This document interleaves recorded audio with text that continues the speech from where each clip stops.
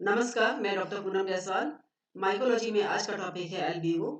Phytophthora की तरह यह भी मास्टिगोमाइकोटिना का ही एक मेंबर है। इसके बारे में हम विस्तार से पढ़ेंगे। सबसे पहले इसका सिस्टमिक पोजीशन क्या होता है। क्लासिफिकेशन में अगर हम देखें तो ये किंगडम माइकोटा में आता है। डिवीजन इज यूमाइकोटा, सब डिवीजन मास्टिगोमाइकोटिना क्योंकि फ्लैजेलेटेड स्टेज में पाई जाती है। Class is Oomycetes, order Pernosporales, family Albuginaceae, genus is Albugo. इसके बहुत सारे स्पीशीज पाई जाती है, कैनिडा, इवल्विलाई एंड पोर्सिलेकी। और आज हम विस्तार से इसमें एल्ब्यूगो कैनिडा को एक ध्यान में रखकर इसके बारे में विस्तार से पढ़ेंगे। सबसे पहले हैबिट एंड हैबिटेट क्या है। Albugo is the one only genus of the family Albuginaceae. Family Albuginaceae का एक ही जीनस पाया जाता है एल्ब्यूगो, और जिसमें मोर देन 25 स्पीशीज पाए जाते हैं। It is an obligate parasite होता है ये, एंड सो सारी पूरी वर्ल्ड में पाई जाती है इसकी स्पीशीज। इंडिया में इसकी 18 स्पीशीज रिपोर्ट की गई हैं एंड दे मोस्टली अटैक उसी फेरी फैमिली के जो पौधे होते हैं उनको ही अटैक करते हैं, जैसे कि टर्निप, शलगम, मस्टर्ड, रेडिश एंड कॉलीफ्लावर। लेकिन ब्रेसिकेसी उसी फेरी कहते हैं कि दूसरी फैमिलीज को भी अटैक करते हैं, जैसे कि एस्टरेसी, कंपोजिटी, कन्वल्वुलेसी एंड चिनापोडियेसी। इसका वेजिटेटिव स्ट्रक्चर क्या होता है। इसका जो थैलस होता है वो यूकार्पिक होता है। इसका मतलब है कि पूरा पूरा थैलस जो है वो रिप्रोडक्टिव स्ट्रक्चर नहीं बनाता, पार्ट ऑफ थैलस ही रिप्रोडक्शन में भाग लेता है। और जो वेजिटेटिव थैलस है दैट इज माइसीलियन होती है, माइसीलियम फॉर्म में प्रेजेंट होती है। जो हाइफा होते हैं दैट इज इंटरसेलुलर, जो होस्ट प्लांट के इंटरसेलुलर स्पेसिस में पाए जाते हैं। माइसीलियम सिनोसिटिक होता है। सिनोसिटिक होने की वजह ये है कि वो एसेप्टेट होता है, सेप्टा प्रेजेंट नहीं होती, इसलिए एक ही साइटोप्लाज्म में बहुत सारे न्यूक्लियाई प्रेजेंट होते हैं। ब्रांचिंग बहुत ही प्रोफ्यूज होती है। जो सेल वॉल होता है that is composed of fungal cellulose, क्योंकि लोअर फंजाई ग्रुप का है इसलिए सेलुलोज की बनी होती है, फंगल सेलुलोज। जो रिजर्व फूड मटेरियल होती है इस फंजाई के that is in the form of oil drops and glycogen bodies के फॉर्म में फूड मटेरियल प्रेजेंट होता है। जो कुछ माइसीलियम जो होते हैं जो इंट्रासेलुलर हो सकते हैं, they form a knob like haustoria. The whole क्या है that for absorption of food material from the host cell, host cell से ये food material absorb करते हैं। अब देखते हैं ultra structure of haustoria. Haustoria में बहुत विशेष संरचना पाई जाती है। ये दो भागों में डिफरेंशिएटेड होता है। आगे का हिस्सा जो है हॉस्टोरियल हेड होता है एंड दूसरा पीछे का हिस्सा स्टॉक होती है, जो बहुत ही सक्रिय होती है, नैरो होती है। जो साइटोप्लाज्म होती है हॉस्टोरिया की, it is densely packed with mitochondria, ribosome, endoplasmic reticulum, lipid inclusions, but nuclei are absent. Head में न्यूक्लियाई एब्सेंट होती है। और नीचे की तरफ at the base of the haustorium एक कॉलर लाइक शीट प्रेजेंट होती है। और ये शीट होती क्या है that is the extension of the host cell wall. जिस होस्ट में पाया जाता है उसकी सेल वॉल होती है वो एक तरह से नीचे की तरफ हॉस्टोरिया के यहाँ शीट बनाती है। This is collar like sheet surrounding the base of the haustorium. Sheet is a collar like. Between the hostorium and host plasma membrane is encapsulation. आप चित्र में देखेंगे यहाँ पर डार्क कलर दिखाई दे रही होगी।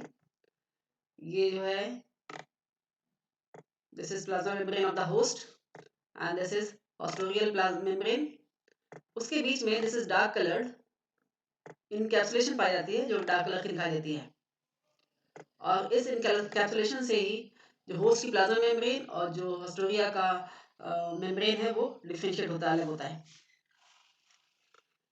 Plasma membrane of the hostorium bears more lomasomes than the intercellular hyphae. Lomasomes पाई जाती है in foldings of the membrane. यहाँ आप देख सकते हैं this is lomosome, ये है lomosome, यहाँ प्रेजेंट है, दूसरी यहाँ प्रेजेंट है। ये जो हॉस्टोरिया की जो इनर वॉल है उसकी इन फोल्डिंग्स होती हैं, और ये जो पार्ट हॉस्टोरिया बनाता है उसमें ज़्यादा पाई जाती है, जबकि इंटरसेलुलर जो माइसीलियम होते हैं उसमें कम पाई जाती हैं। तो इसमें दो संरचनाएं थोड़ी विशेष हो गई। एक तो है ये sheet, collar like sheet, and this is encapsulation. अब देखते हैं अल्बिगो में रिप्रोडक्शन कैसे होता है।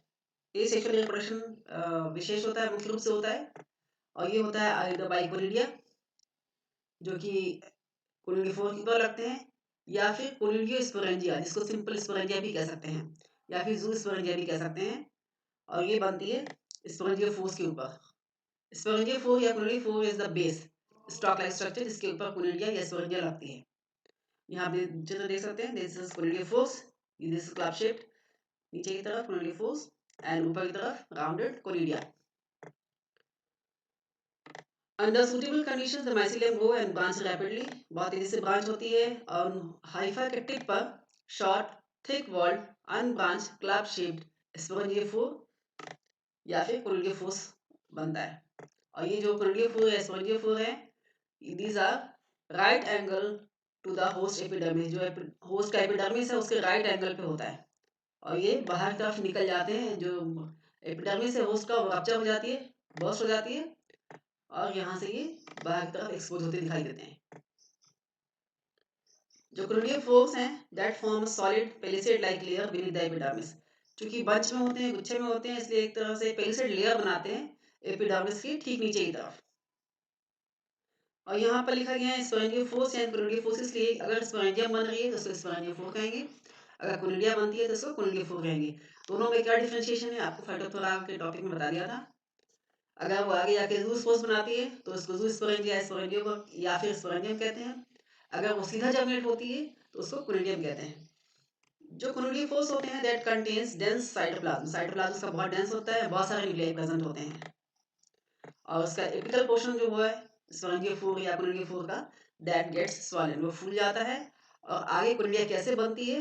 By abstraction method. एब्स्ट्रैक्शन का मेथड करने का मतलब है कि टिप पर एक कॉन्स्ट्रिक्शन बनता है, जो चारों तरफ से बैलून को ऊपर से दबा देते हैं, कॉन्स्ट्रिक्ट कर देते हैं, धागे बांध देते हैं टिप की तरफ, उस तरह से ये कॉन्स्ट्रिक्शन अपीयर होता है जिससे कि जो कोनिडिया है वो आगे की तरफ पिंच ऑफ हो जाती है। This is conidia. एक बन जाने के बाद क्या होता है, ये बनती कैसे है? ये इसमें माइसीलियम जो है नीचे की तरफ कोनिडियोफोर्स से माइसीलियम आगे की तरफ माइग्रेट होते हैं और यूजुअली एक या मेनी न्यूक्लियस भी प्रेजेंट हो सकते हैं। तो फिर ये जब कॉन्स्ट्रिक्ट हो जाता है यहाँ पर तो एक कोनिडियम बन जाती है। फिर ऐसा ही कॉन्स्ट्रिक्शन नीचे की तरफ बनता है, उस समय दूसरी माइसीलियम दूसरी न्यूक्लियाई जो है वो यहाँ माइग्रेट हो चुकी होती है और ये दूसरी कोनिडिया कॉन्स्ट्रिक्ट होती है, पिंच ऑफ होती है। तो इस तरह से चेन में कई सारी कोनिडिया में एक के नीचे एक पिंच ऑफ होती जाती हैं। इसका जो अरेंजमेंट है, द चेन ऑफ स्पोरेंजिया और conidia is form above each sporangiopore in basic petal succession। Basic petal succession कहने का मतलब है कि जैसे आपको बताया कि जब बनती जाती है, जो पुरानी वाली है वो आगे की तरफ बढ़ती जाती है और नई नीचे की तरफ बनती जाती हैं, इसी ऑर्डर को बोलते हैं बेसिक पेटल सक्सेशन। इसमें होगा क्या, यंगेस्ट जो सबसे नई है that is eight the base होगी एंड जो पुरानी है जो पहले बनी थी दैट एट द टिप, वो आगे की तरफ टिप पर होगी। अब जो स्पोरेंजिया है या कोनिडिया है that are spherical, smooth, hyaline यानी कलरलेस एंड मल्टीन्यूक्लिएट, बहुत सारे न्यूक्लियाई प्रेजेंट होते हैं। दो कोनिडिया या दो स्पोरेंजिया के बीच की जो वॉल होती है that form a gelatinous disc like structure, जिसको डिसजंक्टर या सेपरेशन डिस्क या फिर इंटरकैलरी डिस्क भी कहते हैं। यही सेपरेशन डिस्क जो है ये बाद में वाटर के प्रेजेंस में डिसॉल्व हो जाती है और जो कोनिडिया है वो फ्री हो जाते हैं और ये डिसेमिनेट होते हैं बाय विंड या फिर वाटर के द्वारा। और जब सुटेबल कंडीशन आती है और किसी सुटेबल होस्ट पे जब ये गिरते हैं तो वहाँ ये जर्मिनेट होते हैं विद इन 2 and 3 आवर्स, 2 से 3 घंटे में ही जर्मिनेट हो जाते हैं। इसका जो जर्मिनेशन है दैट डिपेंड्स ऑन टेम्परेचर। दो प्रोसीजर है, या तो वो डायरेक्टली जर्मिनेट हो जाए या फिर इनडायरेक्टली, और ये डिपेंड करता है टेम्परेचर किस तरह की है। डायरेक्ट जर्मिनेशन में क्या होता है, ये होता है जब टेम्परेचर ज़्यादा होता है, हाई टेम्परेचर में and comparatively dry conditions, moisture कम होता है, टेम्परेचर ज़्यादा होता है, उस समय जो स्पोरेंजियम है that germinates directly giving rise to germ tube. और इस स्थिति में इसको कोनिडिया कहते हैं क्योंकि इसके अंदर कोई जूस्पोर्स नहीं बनती, तो यहाँ पर इसको स्पोरेंजिया ना कह के कोनिडिया कहेंगे। इसलिए आपने देखा होगा बहुत सारे चित्र में इसको कोनिडिया लिखा होता है। इनडायरेक्ट जर्मिनेशन कब होता है, in the presence of moisture, अगर मॉइस्चर प्रेजेंट है एंड टेम्परेचर लो है तो जो कोनिडिया जिसको हम कह रहे हैं डायरेक्ट जर्मिनेशन के दौरान वो स्पोरेंजियम की तरह बिहेव करती है और एक तरह से ये जूस स्पोरेंजियम की तरह बिहेव करती है क्योंकि उसके बाद में जूस पोस बनने लगते हैं इसके अंदर। और ये होता कैसे है, स्पोरेंजियम जो है एब्जॉर्ब वाटर एब्जॉर्ब करती है, इसकी वजह से फूल जाती है और इसका जो कंटेंट होता है प्रोटोप्लाज्म होता है that divides into 5 to 8 polyhedral parts, 5 से 8 पॉलीहेड्रल पार्ट्स में डिवाइड हो जाता है और ये सभी पार्ट एक एक न्यूक्लियस के साथ मेटामॉर्फोज होकर एक ज़ूस्पोर बनाता है। यहाँ आप देख सकते हैं, दिस इज ये डिवाइड हो चुके हैं साइटोप्लाज्म, सब में एक एक न्यूक्लियस प्रेजेंट है और यही जितने डिविजन्स होंगे उतने ही इसमें ज़ूस्पोर्स बन जाएंगे। A papilla is developed on one side which later burst and liberate zoospores। और यही वो स्थान है पेपिला जहाँ से थिन सेल वॉल थिन होने की वजह से वहाँ से बर्स्ट होती है एंड जूस्पोर्स जो है वो लिबरेट हो जाते हैं, स्पोरेनियम की वॉल खाली रह जाती है। अब देखते हैं जूस्पोर्स की क्या संरचना होती है। जो जूस्पोर्स होते हैं दैट आर यूनिन्यूक्लिएट, उसमें एक न्यूक्लियस प्रेजेंट होता है, स्लाइटली कॉनकेवो कॉन्वेक्स। कॉनकेवो कॉन्वेक्स करने का मतलब है कि एक साइड से वो कॉनकेव होते हैं और दूसरे साइड से कॉन्वेक्स होते हैं। इस तरह की संरचना होती है। दिस इज ये this is convex concave surface and this is convex surface. And by flagellated होते हैं, ये दो फ्लैजिला प्रेजेंट होती है। जो फ्लैजिला होते हैं that are attached laterally, side wise attached होते हैं और वैक्यूल के बिल्कुल पास में अटैच्ड होते हैं। दो फ्लैजिला प्रेजेंट होते हैं, उसमें से एक तो होता है वेफ्लेश टाइप एंड द दूसरा जो है दैट इज पिंसल टाइप। कुछ समय तक ये जो बाई फ्लैजिलेटेड जूस्पोर्स हैं ये वाटर में स्विम करते हैं, उसके बाद ये सुटेबल होस्ट पर सेटल हो जाते हैं और वहां पर ये अपना फ्लैजिला लूज कर देते हैं, retract their flagella, secrete a wall, एक चारों तरफ वॉल सिक्रीट हो जाती है, राउंडेड हो जाते हैं और इस स्टेज को बोलते हैं इंसिस्टमेंट, यानी कि एक सिस्ट बनाते हैं चारों तरफ की हार्ड वॉल के अंदर, इसका जो कंटेंट है वो स्टोर हो जाता है। उसके बाद इसका जर्मिनेशन होता है। On germination they put out a short germ tube, एक छोटा सा शॉर्ट जर्म ट्यूब बनाते हैं और इसी जर्म ट्यूब के द्वारा ये होस्ट में एंटर हो जाते हैं स्टोमेटा के थ्रू, स्टोमेटा से होते हुए होस्टल के अंदर एंटर हो जाते हैं और वहां पर ये हेल्दी प्लांट्स के अंदर एक नया इन्फेक्शन कॉज करते हैं। अब देखते हैं सेक्सुअल रिप्रोडक्शन की स्टेजेस कैसे होती हैं। It takes place when the growing season comes to an end, जो सीजन के एंड में सेक्सुअल रिप्रोडक्शन की स्टेज आती है। जो सेक्सुअल रिप्रोडक्शन है that is oogamous type. oogamous कहने का मतलब है एंथ्रेडिया एंड oogoनियम वो बिल्कुल अलग होते हैं, डिफरेंशिएटेड होते हैं और they develop deeper in the host tissue के अंदर, बहुत ही डीप में टिश्यू के अंदर डेवलप होते हैं। और एक इंडिकेशन, बहुत ही स्पेसिफिक इंडिकेशन होता है इसका, it's formation is externally indicated by the hypertrophy. जिस होस्ट में ये होते हैं वहां पर हाइपोट्रॉफी मतलब कि एक्सेसिव ग्रोथ होने लगती है और दिस इज अ इंडिकेशन कि यहाँ पर सेक्सुअल रिप्रोडक्शन की स्टेज स्टार्ट हो चुकी है। जो एंथ्रेडियम एंड oogoनियम जो होता है that are form near each other, एक दूसरे के बिल्कुल पास पास में बनते हैं। They are terminal in position, जो माइसिलियम जिस माइसिलियम पे बनते हैं उसके टिप पर बनते हैं। However intercalary oogonia also occur, कभी कभी बहुत ही रेयरली इंटरकैलरी oogonia भी प्रेजेंट होती है। अब देखते हैं इनकी संरचना कैसी होती है एंथ्रेडियम एंड oogoनियम की। जो एंथ्रेडियम है दैट इज इलोंगेटेड, थोड़ा लंबा होता है, क्लब शेप्ड होता है, मल्टी न्यूक्लिएट होता है। यूजुअली 6 से 12 तक न्यूक्लियाई प्रेजेंट हो सकते हैं इसमें, but only one nucleus remains functional in Albugo candidus. Albugo candida या कैंडिडस भी कह सकते हैं इसको, उसमें सिर्फ एक फंक्शनल जो न्यूक्लियस है वो रह जाता है जो कि आगे मेल न्यूक्लियस की तरह बिहेव करता है। जबकि in Albugo bliti and Albugo portulacae all the nuclei, लगभग 100 न्यूक्लियाई प्रेजेंट होते हैं and they are all functional. जो एंथ्रीडियम है दैट इज पैरागाइनस। पैरागाइनस करने का मतलब है कि जो oogoनियम है उसके साइड में ये लगते हैं, लैटरली अटैच्ड टू द oogoनियम and it is separated by a cross wall from the rest of the male hyphae. जहां पर ये बनते हैं जिस हाइफी के ऊपर वहां पर एक क्रॉस वॉल बन जाती है जिसकी वजह से ये उस माइसिलियम से, वेजिटेटिव माइसिलियम से अलग हो जाते हैं। अब देखते हैं oogoनियम कैसा होता है। oogoनियम इज स्फेरिकल, गोलाकार होता है, मल्टी न्यूक्लिएट होता है और इसमें 65 से लेकर 115 न्यूक्लियाई तक प्रेजेंट हो सकती है और ये सभी न्यूक्लियाई जो है वो साइटोप्लाज्म में इवनली डिस्ट्रीब्यूटेड होते हैं। जो मैच्योर oogoनियम होता है उसका जो साइटोप्लाज्म होता है वो दो भागों में डिवाइडेड होता है। बाहर की तरफ पेरीप्लाज्म और सेंटर की तरफ जो डेंस होता है थोड़ा सा, दिस इज कॉल्ड ooप्लाज्म। इसी को oosphere या फिर एग भी कहते हैं। अब क्या होता है, द न्यूक्लियाई ऑफ द oogoनियम डिवाइड्स माइटोटिकली, उसमें माइटोसिस होती है oogoनियम की न्यूक्लियाई में और after first mitotic division all the nuclei of the ooप्लाज्म एक्सेप्ट वन, सिर्फ एक न्यूक्लियस जो है वो ooप्लाज्म में रह जाती है यानी कि सेंटर में रह जाती है और बाकी जो सारे न्यूक्लियाई प्रेजेंट होते हैं वो सभी पेरीप्लाज्म में बाहर की तरफ चले जाते हैं और एक रिंग की तरह अरेंज हो जाते हैं बाहर की तरफ। यहाँ पर आप देख सकते हैं दिस इज पेरीप्लाज्म का हिस्सा है ये और ये सेंटर में this is dark densely stained plasma. उसके बाद इसमें सेकंड डिवीजन होता है, दोबारा ये डिवाइड होते हैं, सेकंड माइटोटिक डिवीजन होता है। और इसका अरेंजमेंट इस तरह से होता है कि जो स्पिंडल होता है डिवीजन के टाइम में, उसका जो ओरिएंटेशन है वो इस तरह से होता है। एक उसका स्पिंडल का एक पोल बाहर की तरफ होगा, एक पोल अंदर की तरफ होगा, जिससे कि जब ये डिवाइड हो तो एक न्यूक्लियस तो बाहर रह जाए और जो दूसरा न्यूक्लियस है वो अंदर रह जाए, बीच में रह जाए। और जब डिवीजन एंड होती है तो जो दो न्यूक्लियस बने थे उसमें से एक जो डॉटर न्यूक्लियस है वो उप्लाज्म में रह जाती है और एक जो डॉटर न्यूक्लियस है वो पेरिप्लाज्म में रह जाती है। तो जो इसके बाद क्या होता है, जो उप्लाज्म है वो भी मल्टी न्यूक्लिएट हो जाता है। एट मेच्योरिटी, जब ये उगोनी में मेच्योर हो चुका होता है तो उप्लाज्म के अंदर ऑल द न्यूक्लियाई डिसइंटीग्रेट, सारे न्यूक्लियाई डिसइंटीग्रेट हो जाते हैं, सिर्फ एक फंक्शन न्यूक्लियस रह जाता है।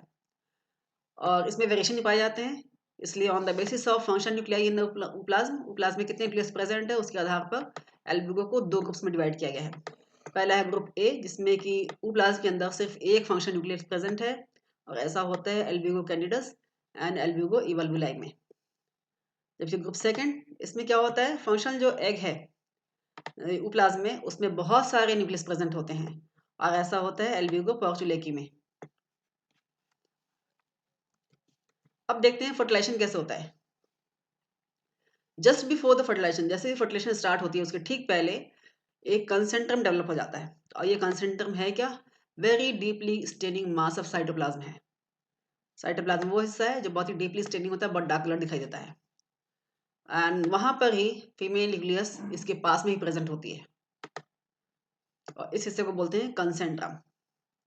यहाँ आप देख सकते हैं दिस इज कंसेंट्रम, ये है डार्क कलर की कंसेंट्रम, और जो फीमेल न्यूक्लियस प्रेजेंट है वो यहाँ प्रेजेंट है, इसके बिल्कुल एडजेसेंट, बिल्कुल पास में। और उसके आगे क्या होता है, oogoनियम डेवलप्स और रिसेप्टिव पैपिला। oogoनियम की जो वॉल है वहां पर एक जगह पर जो उसकी वॉल लेयर है वो बहुत ही पतली हो जाती है, जहां पर उसको बोलते हैं रिसेप्टिव पैपिला। और उसी के अगेंस्ट जो एंथीरिडियम है वहां पर डेवलप हो जाता है फर्टिलाइजेशन ट्यूब, रिसेप्टिव पैपिला के एडजेसेंट ही, क्योंकि साइडवाइज इसमें एंथीरिडियम प्रेजेंट होती है। तो यहाँ पर आप देख सकते हैं ये है रिसेप्टिव पैपिला, थोड़ी सी उभरी हुई दिखाई देगी, और ये है एंथीरिडियम। इसी एंथीरिडियम से यहाँ पर फर्टिलाइजेशन ट्यूब स्टार्ट हो जाती है। आप इस चित्र में देख सकते हैं दिस इज फर्टिलाइजेशन ट्यूब, और यहाँ पर कंसेंट्रम डेवलप हो चुका है, ये फीमेल न्यूक्लियस है और फर्टिलाइजेशन ट्यूब है। और ये फर्टिलाइजेशन ट्यूब जो होता है that penetrates through receptive papilla, receptive papilla से होकर एंटर होती है, उगुलियल वॉल को पियर्स करती है, एंड पेरीप्लाज्म से होते हुए फाइनली ऊप्लाज्म तक पहुंच जाती है। और इसके अंदर एक ही सिंगल मेल न्यूक्लियस प्रेजेंट होता है यूजुअली, और वहां पर जाके जब ये ऊप्लाज्म एंटर हो जाती है तो उसका टिप जो है वो रप्चर हो जाता है, फट जाता है, और वहां से एक मेल न्यूक्लियस जो है वो फीमेल न्यूक्लियस के पास आकर रिलीज हो जाती है, and ultimately the mail nucleus fuses with the female nucleus. इसी को बोलते हैं कैरियोगैमी, क्योंकि दो न्यूक्लियस फ्यूज होते हैं, एक फीमेल एक मेल। यहाँ पे देख सकते हैं ये यहाँ से बर्स्ट होने के बाद ये जो मेल न्यूक्लियस यहाँ पर है प्रेजेंट, ये यहाँ पर रिलीज हो जाएगी। अब देखते हैं फर्टिलाइजेशन के बाद के स्टेज में क्या होता है। जो फर्टिलाइजेशन प्रोडक्ट है male nucleus and female nucleus के फ्यूजन का, उसको बोलते हैं oospore। एल्बिगो कैनिडस में one male functional nucleus fuses with the one female functional nucleus. एक ही फीमेल न्यूक्लियस एक ही मेल न्यूक्लियस फ्यूज होते हैं, इसलिए यहाँ का जो स्पोर बनता है वो होता है यूनिन्यूक्लिएट। लेकिन किसी किसी में ऐसा नहीं होता, जैसे कि एल्बिगो पोर्चुलेकी में यहाँ पर oospore इज मल्टी न्यूक्लिएट। उसकी वजह क्या है कि बहुत सारे न्यूक्लियस वहाँ पर प्रेजेंट है उस प्लाज्म के अंदर, और बहुत सारे मेल न्यूक्लियस है वहाँ पर जो एंटर होते हैं फर्टिलाइजेशन के थ्रू, ट्यूब के थ्रू, और इसलिए जो oospore बनता है वो मल्टी न्यूक्लिएट बनता है, और इस तरह के oospore को बोलते हैं कंपाउंड oospore। ये जो स्पोर बन जाता है फर्टिलाइजेशन के बाद दैट मेच्योरिटी, जैसे मेच्योर होता है उसके चारों तरफ 2 से 3 लेयर मोटी थिक वॉल्ड डिपोजिशन हो जाता है। जो आउटर लेयर है दैट इज थिक वार्टी, बहुत ही थिक होती है, वार्टी मीन्स खुरदरी होती है, एंड ट्यूबरकुलेट, और इसको बोलते हैं एक्सोस्पोर। और जो इनर वॉल है दैट इज थिन, पतली होती है, दैट इज कॉल्ड एंडोस्पोर। अब देखते हैं जर्मिनेशन ऑफ oospore कैसे होता है। जैसे इसके चारों तरफ वॉल सिक्रेशन होती है तो जाइगोट जो होता है जिसको oospore भी बोलते हैं, उसके अंदर पहली मियोटिक डिवीजन होती है, यहाँ पर पहली बार मियोसिस होती है। और साथ ही साथ उसके जो आसपास के होस्ट टिश्यू होते हैं वो डिसइंटीग्रेट हो जाते हैं, जिससे कि जो ऊस्पोर होता है वो फ्री हो जाता है। और एक लंबे रेस्टिंग पीरियड के बाद जो ऊस्पोर होता है वो जर्मिनेट होता है। और जर्मिनेट होने के टाइम में जो उसका न्यूक्लियस है वो उसमें माइटोसिस होती है, बहुत सारे न्यूक्लियस बनते हैं। और प्रत्येक न्यूक्लियस के चारों तरफ एक स्मॉल अमाउंट ऑफ साइटोप्लाज्म जो है वो इकट्ठा हो जाता है। और दैट प्रोटोप्लाज्म अंडरगो सेगमेंटेशन, जैसे कि पहले आपने देखा था स्पोरेंजियम के अंदर पॉलीहेड्रल बॉडीज में सेगमेंटेड हो जाता है। And each segment metamorphosis into zoomeiospore या सिंपली ज़ूस्पोर्स कहते हैं, जिसको इसको ज़ूमियोस्पोर्स इसलिए भी कहते हैं कि जो स्पोरेंजियम में बना था ज़ूस्पोर्स उसमें मियोसिस नहीं होती है, दैट इज सिंपली ज़ूस्पोर्स, क्योंकि वो एसेक्सुअल रिप्रोडक्शन के दौरान हो रहा होता है। लेकिन यहाँ पर जो स्पोर बनी है वो मियोसिस के बाद की प्रोडक्ट है, इसलिए इसको ज़ूमियोस्पोर भी बोलते हैं। वॉन्टरपूल ने 1959 में रिपोर्ट किया था कि जो ऊस्पोर्स है that form a short germ tube, और उसके आगे वो जाके जो जर्म ट्यूब है वो आगे फूल कर एक वेसिकल जैसी संरचना बनाती है। और द एक्सोस्पोर इज रप्चर्ड, जो एक्सोस्पोर होता है वो बर्स्ट हो जाता है। एज जो एंडोस्पोर है वो आगे जब बढ़ती है जर्म ट्यूब के साथ साथ वो आगे जाकर एक वेसिकल जैसी थैली जैसी संरचना बनाती है, दिस इज वेसिकल। और जो जूस्पोर्स अंदर बनते हैं सेरीहेड्रल सेगमेंट्स बनने के साथ ही, तो जो जूस्पोर्स जो बन जाते हैं that moves out into vesicle, ये वेसिकल में आ जाते हैं। एंड ये वेसिकल में ही जो जूस्पोर्स हैं वो लिबरेट हो जाती है, और जो इसका स्पोरेंजियम की जो वॉल है स्पोर की वॉल ये खाली रह जाती है, और सारे जूस्पोर्स इसके वेसिकल के अंदर लिबरेट हो जाते हैं। इसके अगेंस्ट दूसरी थ्योरीज भी हैं, जैसे कि अकॉर्डिंग टू स्टीवेंस 1899 में बोला था, एंड सैनसोम 1974 में इन्होंने बताया था कि thallus of the Albugo is diploid, कि जो थैलस होता है वेजिटेटिव थैलस एल्ब्यूगो का डेट डिप्लॉयड होता है। और इसमें मियोसिस जो होती है वो at the time of gametangia, यानी कि गैमिटेंजिया बनने के टाइम में मियोसिस होती है, जब एंथ्रीडियम एंड ओगोनियम बन रहे होते हैं उस दौरान, ना कि फर्टिलाइजेशन के बाद। And zygotic nucleus divides only mitotically and not meiotically. और इनके अनुसार, नए थ्योरीज के अनुसार, जो मियोसिस है वो जाइगोट में सिर्फ माइटोसिस होती है, मियोसिस नहीं होती। मियोसिस कब होती है? जब गैमेटेंजियम बन रहे होते हैं। अब देखते हैं जो ज़ूमियोस्पोर्स बने हैं, जिनको सिंपली ज़ूस्पोर्स भी बोलते हैं, वो कैसे जर्मिनेट होते हैं। इसका जर्मिनेशन का प्रोसीजर बिल्कुल वैसे ही होता है जैसे कि एसेक्सुअल ज़ूस्पोर्स का होता है। ज़ूस्पोर्स आर रेनिफॉर्म, किडनी शेप्ड होते हैं, बाइफ्लैजेटेड होते हैं।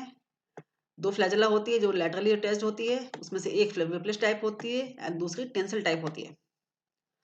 ये ज़ूस्पोर्स भी after swimming for some time swim करते हैं, उसके बाद ये इंसिस्ट कर लेते हैं। इंसिस्ट करने का मतलब है कि चारों तरफ थिक वॉल डिपॉजिट हो जाती है, और ये फ्लैजला लूज करने के बाद ये इंसिस्टमेंट हो जाता है इनका, and then germinate by a germ tube. और उसके बाद ये जर्मिनेट करते हैं, और जो कि दोबारा होस्ट प्लांट को री इन्फेक्ट करती है थ्रू स्टोमेटा। यहाँ आप देख सकते हैं दिस इज किडनी शेप्ड बाइफ्लैजेलेटेड ज़ूस्पोर। ये है फ्लैजला लूज होने के बाद इंसिस्टेड ज़ूस्पोर। यहाँ पर जर्म ट्यूब बनी है, ये होस्ट प्लांट की स्टोमेटा है, यहाँ से ये नए होस्ट प्लांट में ये एंटर हो जाती है और नया इन्फेक्शन कॉज करती है।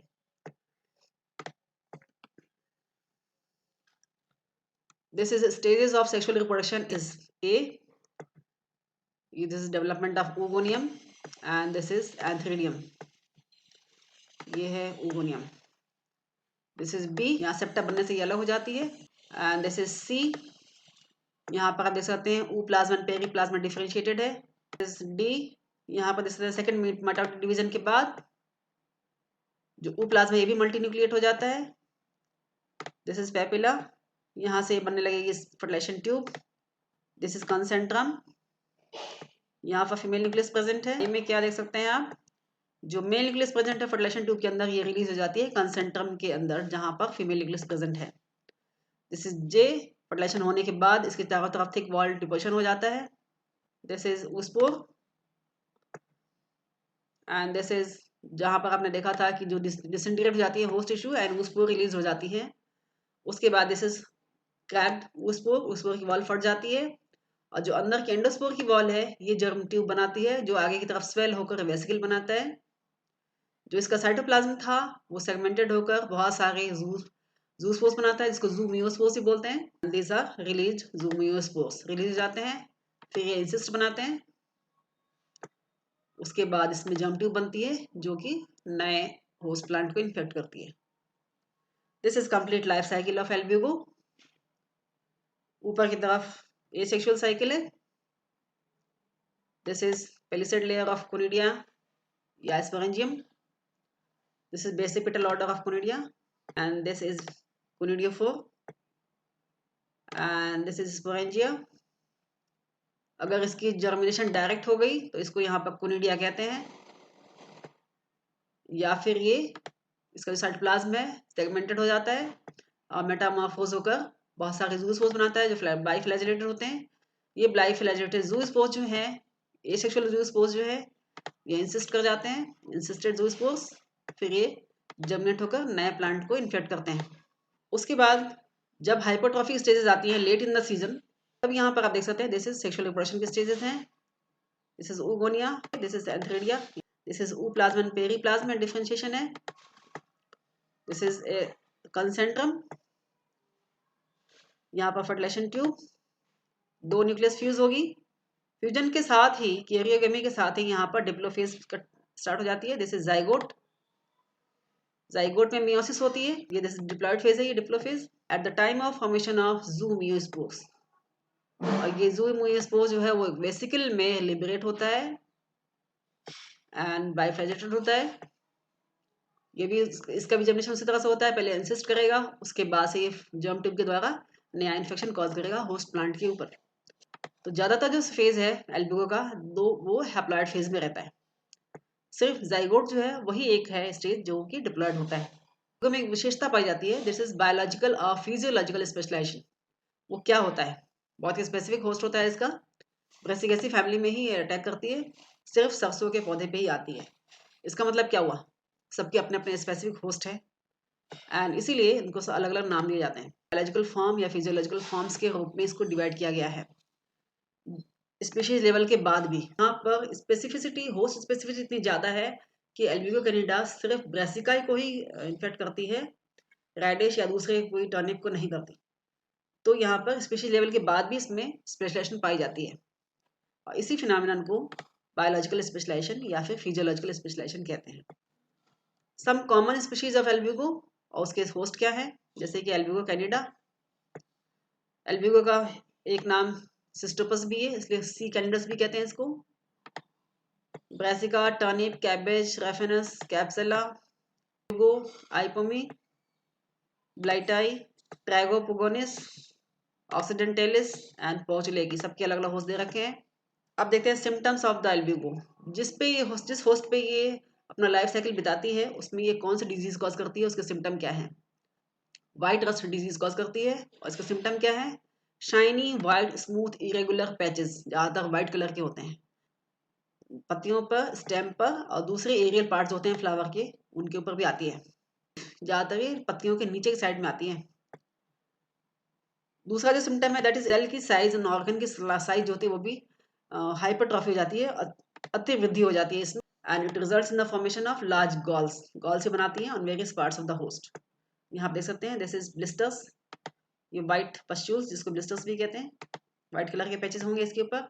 एंड दिस इज हाइपरट्रॉफी, जो ज़्यादातर जो फ्लोरल पार्ट होते हैं उसमें हाइपरट्रॉफी होती है, जिससे कि फ्लावर के जो पार्ट्स हैं वो सारे डिस्टॉर्ट हो जाते हैं, टेढ़े मेढ़े हो जाते हैं, फूल जाते हैं, स्वेल हो जाते हैं। And this is gall.